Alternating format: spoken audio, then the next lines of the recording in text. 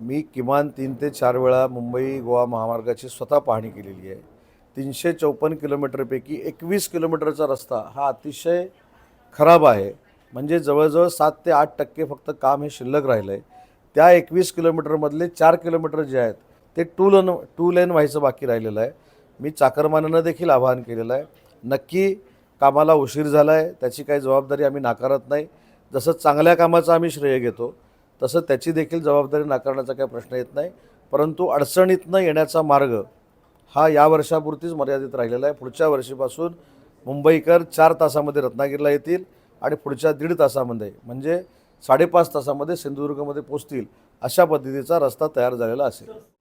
आपण सगळे कोकणातले आहात, तुम्ही देखील कोकणातले आहात. पहिली गोष्ट, आपल्याकडे जो रेनफॉल जो आहे तो प्रचंड पद्धतीचा आहे. म्हणजे गेले 3 दिवस आता जो पाऊस पडतो आहे, त्या पावसाला काही आपण थांबवू शकत नाही. त्याच्यामुळं जे खड्डे भरण्याचा प्रयत्न होतो आहे, डांबर टाकण्याचा प्रयत्न होतो, ते सगळं निघून जातं. याच्याशी आम्ही 100% सहमत आहोत. ते नाकारण्याची काही गरज नाही.